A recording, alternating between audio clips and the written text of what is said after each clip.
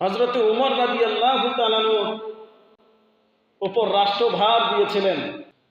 হযরত উমর রাদিয়াল্লাহু তাআলার ভিতরে কি রকম তাকওয়া ছিল! হযরত উমর রাদিয়াল্লাহু তাআলা রাত্রি যখন হয়ে যেত, গভীর যখন হয়ে যেত, তখন তিনি রাস্তা দিয়ে হাঁটতেন, দেশের জনগণদের খোঁজ খবর নিতেন।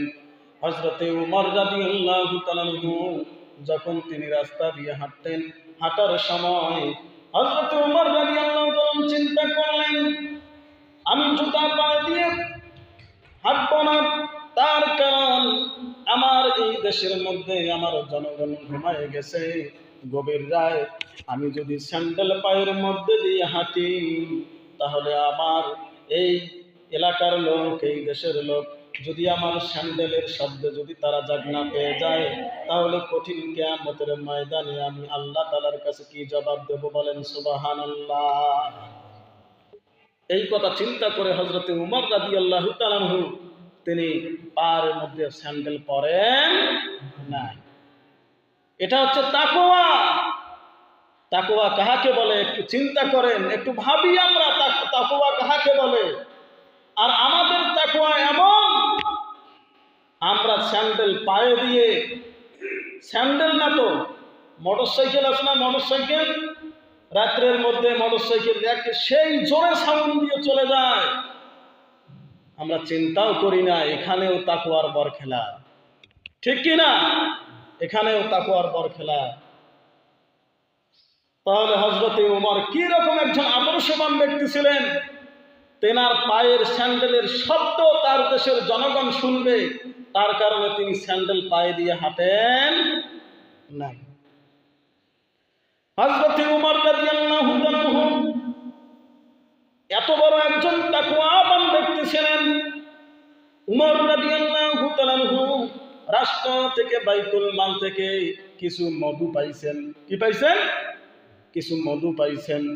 ওই মধুর মধ্যে বাড়ির পাশে প্রতিবেশীর ভাগ আছে।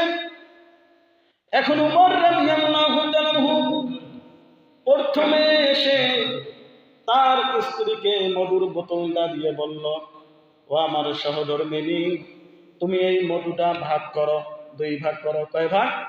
2 ভাগ করো। উমর রাদিয়াল্লাহু তাআলা বোতলটা তার সহধর্মিনীর হাতের মধ্যে দিয়ে তিনি চিন্তা করলেন, হায় হায় রে, এখন তো আমি অনেক বড় ক্ষতি করে ফেলতাম।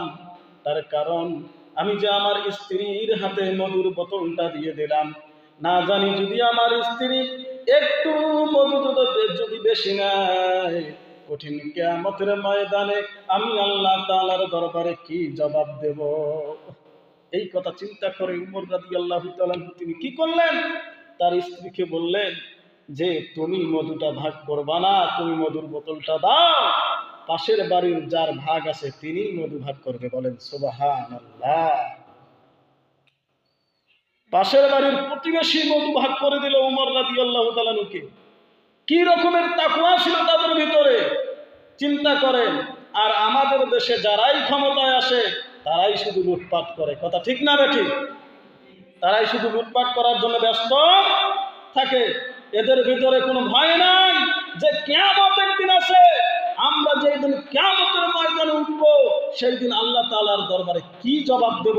আমরা যে আমাদের দেশের জনগণের হকগুলো মেরে খাচ্ছি, আমরা যে আমাদের এলাকার প্রতিবেশীর হকগুলো মেরে খাচ্ছি। প্রতিবেশীর হক আছে না নাই? প্রতিবেশীর হক আছে। প্রতিবেশীর হক কি রকম? আপনি ধনবান, আপনার অনেক ধন সম্পদ আছে, কিন্তু আপনার বাড়ির পাশে একজন না খেয়ে থাকে, কথা ঠিক না বেঠিক?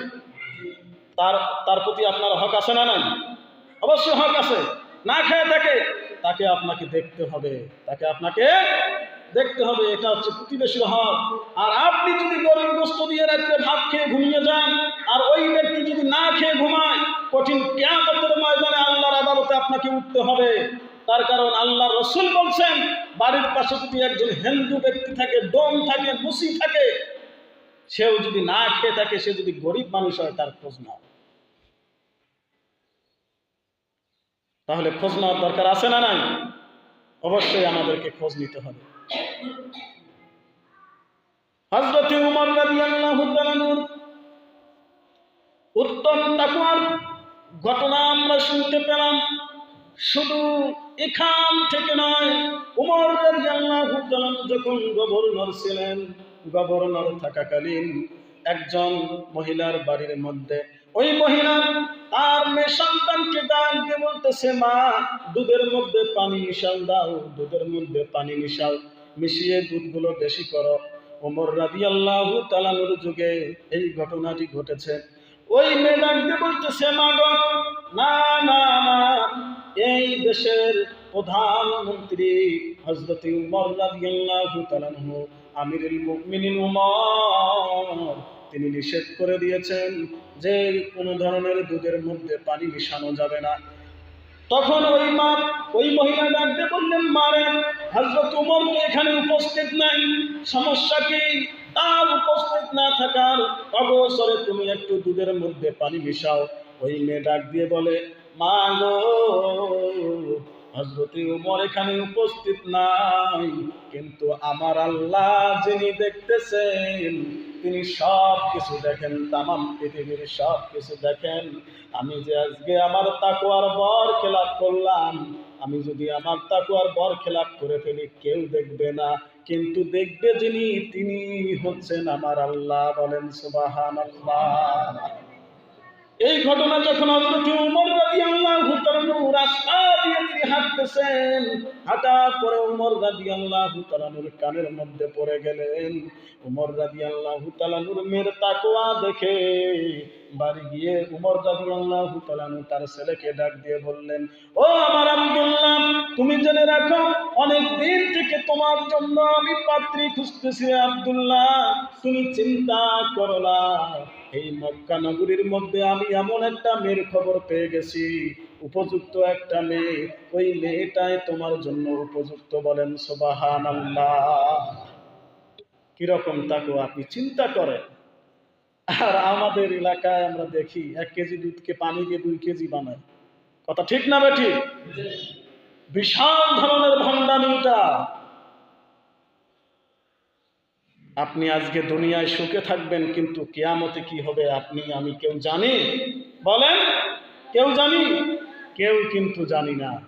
সেজন্য যে কাজগুলো করব, একমাত্র আল্লাহর ভয় অন্তরে রেখে, যে আল্লাহ একজন আছে, তিনি দেখেন, এই কথা চিন্তা করে সেই কাজগুলো আমরা করব।